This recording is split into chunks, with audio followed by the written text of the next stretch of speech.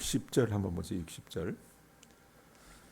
제자 중 여럿이 듣고 말하되 이 말씀은 어렵도다. 누가 들을 수 있느냐 한데. 예수님을 따라다녔던 대다수의 사람들은 사실 주님이 하시는 이 말씀, 그 말씀을 제대로 이해하지 못했습니다. 이 사람들은 이 땅에서의 성공과 영광을 추구하며 주님을 따랐습니다.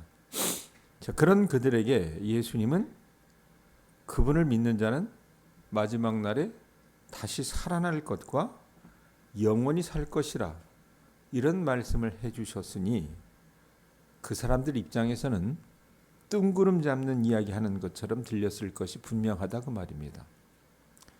그래서 그들이 뭐라고 얘기합니까? 60절 뒤에 보면 이 말씀은 어렵도다. 누가 들을 수 있느냐라고 반응을 했던 겁니다. 어렵다는 말이 이해가 안 된다는 뜻은 아닐 것입니다. 무슨 말이냐면 당장 먹고 사는 게 힘든 백성에게 예수님이 말씀하시는 재림이니 영생 이야기니 하는 것들이 별로 현실감이 없어서 자기들이 사는 삶과 연결시키기가 어렵다는 거라 그 말입니다. 쉽게 얘기하면 내 목구멍이 포도청인데 영생이니 천국이니 생각할 겨를이 없다 그 말입니다. 자, 그래서 어떻게 보면 이게 좀 속된 표현으로 얘기하면 핀트가 다른 거잖아요. 그래서 많은 사람들이 예수님을 떠나게 됩니다.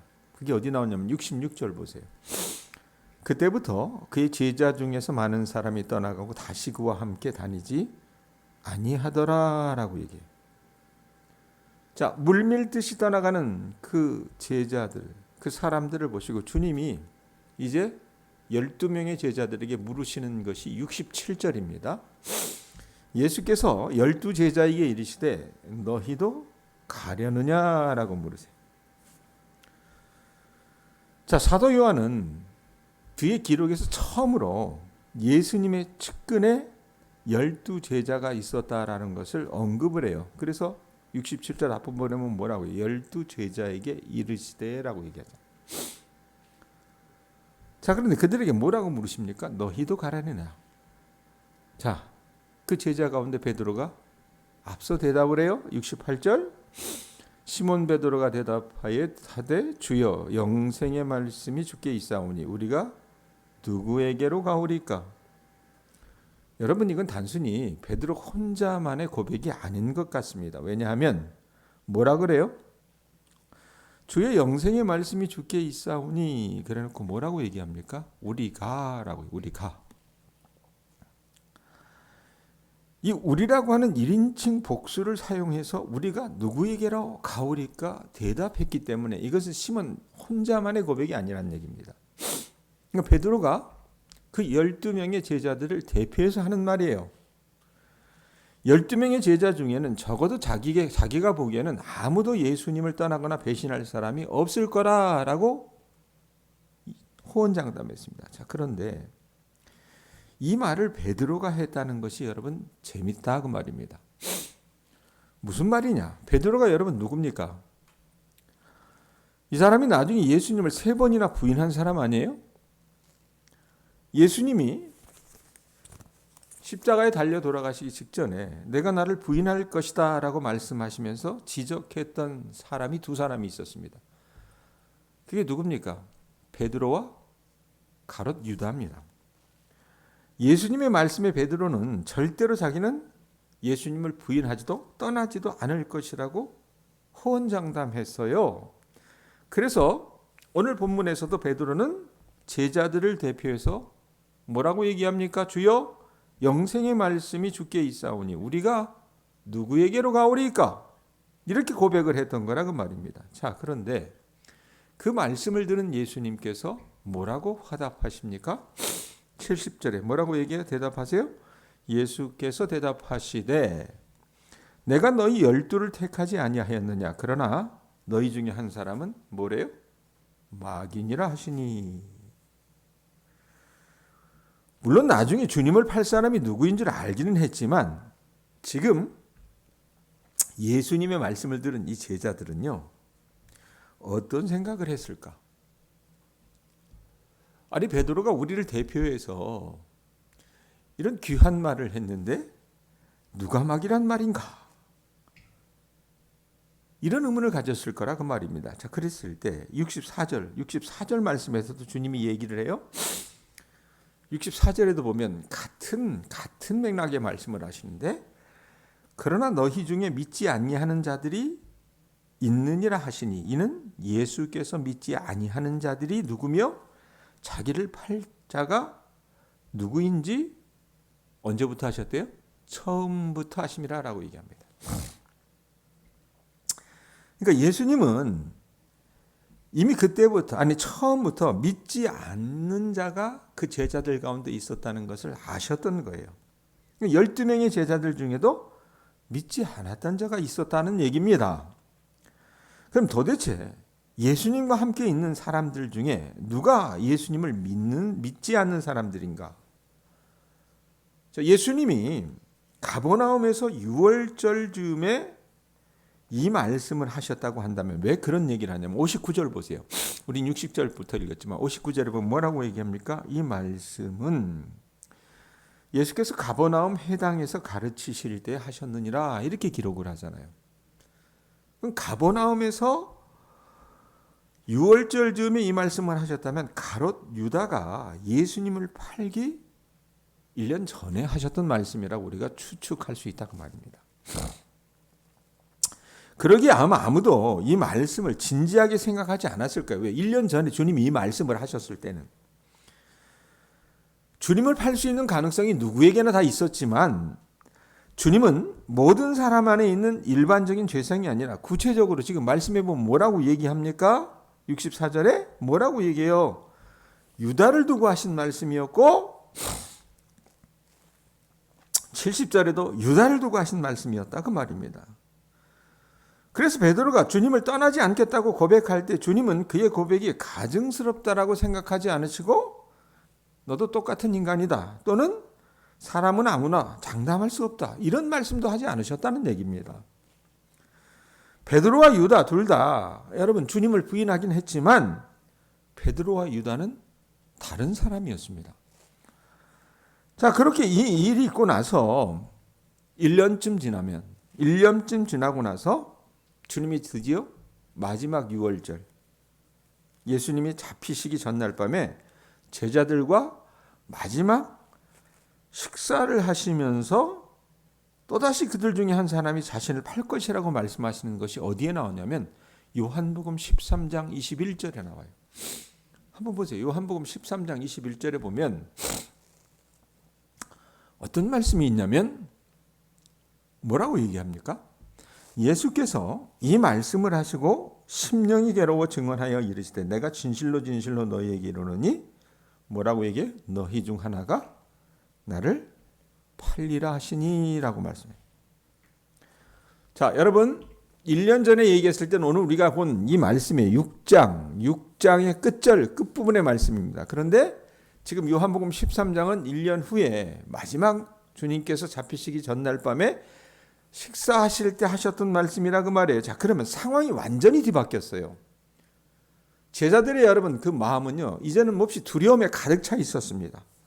지치기도 했고 이 상황이 아주 급변하는 겁니다. 예수님을 잡으려고 작심한 당시 지도자들은 노골적으로 공공연하게 그들의 의도를 드러냈기 때문에 제자들이 봤을 때도 이거 뭔가 단단히 잘못되겠다라고 생각을 했던 거라 그 말입니다. 자, 그런데 그때 주님이 13장에 뭐라고 얘기해요? 너희 중에 하나가 나를 팔 것이라고 말씀하시는 거예요.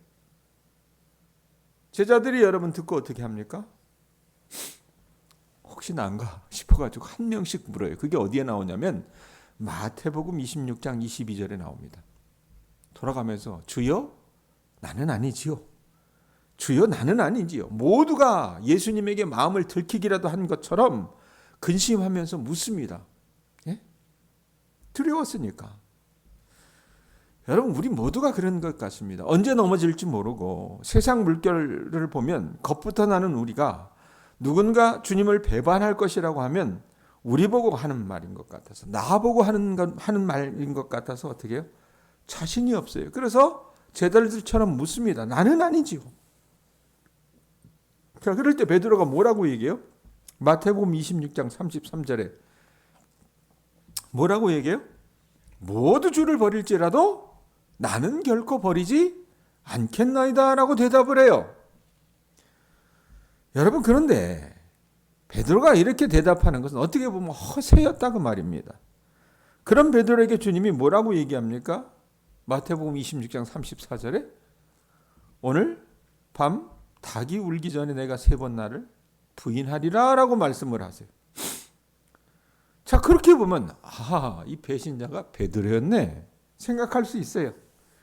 1년 전에 요한복음 6장 60절부터 71절 가운데 하신 말씀, 주님이 너희 중에 한 사람이 마귀라고 하신 그 말씀, 나와 함께 식사하는 사람 중에 한 명이 나를 팔리라고 하신 그 사람이 베드로였네 이렇게 생각할 수 있다고 말입니다. 그런데 여러분, 아니잖아요. 비록 베드로는 3번이나 예수님을 모른다고 부인했지만 베드로는 아니라 그 말입니다. 예수님이 말씀하신 사람은 누구였습니까? 가롯 유다였다는 얘기입니다. 그렇다면 여러분, 베드로와 유다가 뭐가 다른가? 다릅니다. 사도 요한은 유다는 처음부터 아니었다라고 증언합니다. 거기 말씀에 한번 다시 보세요. 유다는 처음부터 아니었다라고 증언을 해요. 64절에 보세요. 그러나 너희 중에 믿지 아니하는 자들이 있느니라 하시니, 이는 예수께서 믿지 아니하는 자들이 누구며 자기를 팔 자가 누구인지 언제부터 하셨대요? 처음부터 아심이러라 라고 얘기해요. 네? 유다는요, 예수님 보기에 처음부터 메시아에 대해서 관심도 없고 영생에 대해서 관심도 없었다는 얘기입니다. 그는 예수님을 따라다니고 예수님의 말씀을 들으면서도 그저 예수님을 등쳐 먹으려고 하는 그런 도둑놈 신부밖에 없었다 그 말입니다. 예수님이 십자가에서 돌아가시기 엿새 전에 식사를 하시는 중에 여러분 어떤 일이 있었어요? 주일 오전에 우리가 말씀 나눴지만 나사로의 누이 마리아가 자기 오빠 살려준 게 너무 고맙고 감사해서 예수님의 발에 고급 향유를 부은 일이 있었습니다. 그때 가룟 유다가 뭐라고 얘기했습니까? 저 돈을 가난한 자에게 주는 게 낫지 왜 낭비를 하느냐고 화를 덜컥 냈습니다. 여러분, 언뜻 들으면 예수님스러운 말인데 사도 요한은 그것을 놓고 뭐라고 증언합니까? 요한복음 12장 6절에 뭐라고 얘기해요? 이렇게 말함은 가난한 자들을 생각함이 아니요 그는 뭐라고 얘기해요? 도둑이라 그래요. 도둑이라. 예? 돈깨를 맞고 거기 넣는 것을 훔쳐감이러라 라고 얘기합니다. 그러니까 유다는요, 처음부터 예수님에게 관심이 있었던 것이 아니라 예수를 통해서 얻을 수 있는 유익에 대해서만 관심이 있었어요. 그러니까 돈에만 관심이 있었다는 얘기입니다. 그러니까 그는 예수님의 말씀을 붙들고 살아가고 싶지만 연약하고 두려워서 쓰러지고 흔들렸던 베드로와 같은 사람이 아니라 처음부터 예수님과는 아예 상관이 없었던 사람이라 그 말입니다. 이게 여러분 유다와 베드로가 다른 점이라 그 말입니다.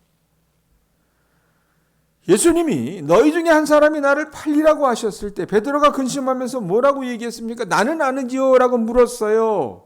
유다도 근심하며 나는 아니지요 라고 마태복음 26장 25절에 보면 묻습니다. 여러분, 동일하게 물었지만 베드로는 뭡니까? 넘어질까 두려워서 물었던 것이고 유다는 자기의 속내가 들켜버릴까 두려워서 물었던 거라고 말입니다. 베드로는 자기가 아니기를 바라는 마음으로 물었고 유다는 예수님이 모르기를 바라는 마음으로 물었다 그 말입니다. 베드로는 자신의 약함이 몹시 안타까워서 물었고 유다는 자신의 악함과 그 약함을 감추기 위해서 물었다 그 말입니다. 사랑하는 교우들이요, 여러분은 어떤 사람입니까? 가룟 유다와 같은 사람입니까? 아니면 베드로와 같은 사람입니까? 보란듯이 내가 말씀대로 살지 못해서 늘 우리 예수님께 죄송하고 오히려 내가 주님의 이름을 욕되게 하는 삶을 살아가는 것 같아서 몹시도 불안하지만 그래도 이 자리에 있는 것이 은혜인 줄 알아가지고 그 예수님 붙들고 싶은 사람이 우리가 되어야 하지 않겠습니까? 비록 눈에 보이는 것들에 울고 웃으며 살고 있지만 그래도 영원한 저 천국을 바라보면서 힘들지만 견뎌내고 용서하려고 하고 극복하고 싶은 간절함이 사무쳐 고개도 못 드는 사람이 여러분 우리가 아니냐 그 말입니다. 예수님을 주님으로 믿고 진심으로 그를 따르고 싶은 사람이 아니겠어요? 그런데 어떻게 여러분이 가룟 유다가 될 수 있겠느냐 그 말입니다.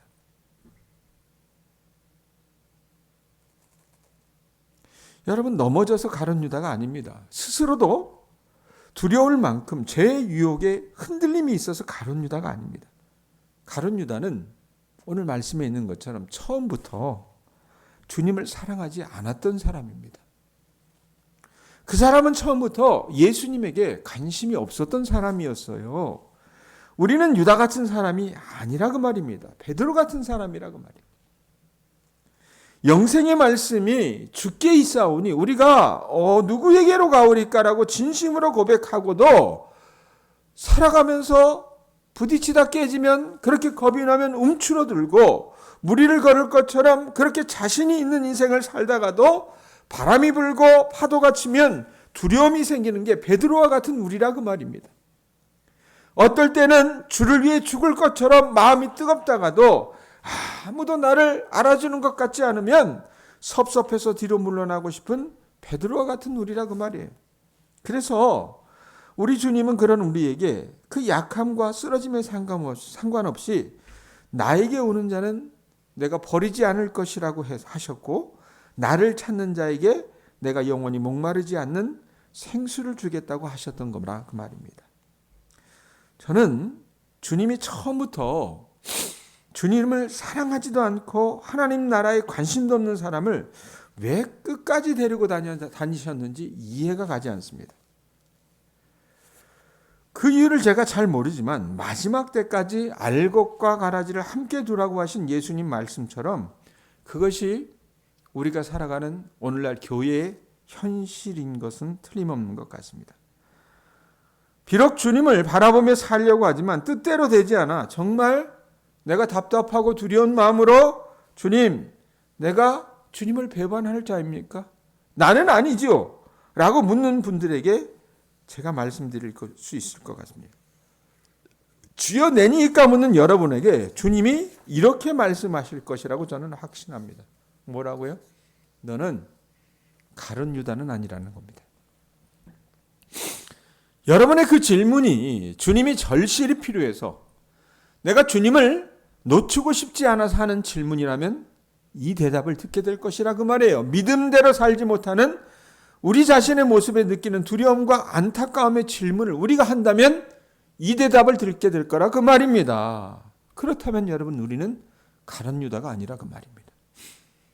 제자로서 그렇게 성공적인 삶을 살지 못했다는 아쉬움과 죄송함을 목사로서 교인으로서 우리가 늘 갖고 살지만 그래도 우리가 살아가다 보면 주님이 없으면 안 되기 때문에 은혜 없으면 안 되기 때문에 그 은혜를 의지하고 용서를 구하고 수백 번의 실패에도 다시 일어설 수 있는 도움을 간절히 구하는 그런 여러분이라면 여러분과 저는 가룟 유다가 아닐 것이라고 말입니다.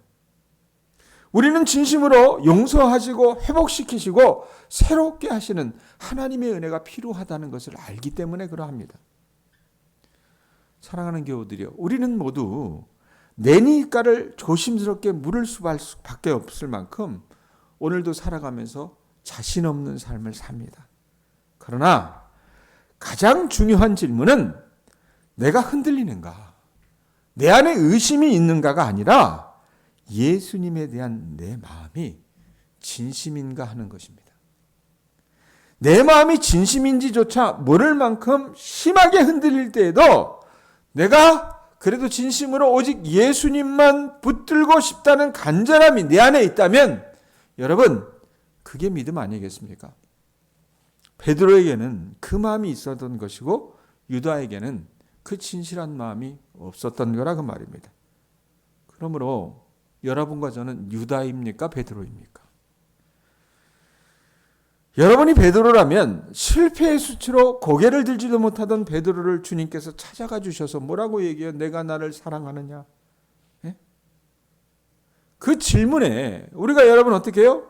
자신이 없지만 베드로처럼 떨면서 대답할 수 있을 거라 그 말입니다. 주여, 내가 주를 못나지만 부족하지만 그래도 주를 사랑하나이다. 이런 고백을 할 수 있는 우리 교우들 되셨으면 좋겠습니다. 오늘 이 아침에 여러분이나 저나 베드로인지 유다인지 주의 말씀을 통해서 그 물음을 들을 수 있게 되기를 바라고 우리의 삶의 자리가 베드로의 자리에 가 있을 수 있기를 주님의 이름으로 축원드립니다. 기도하겠습니다.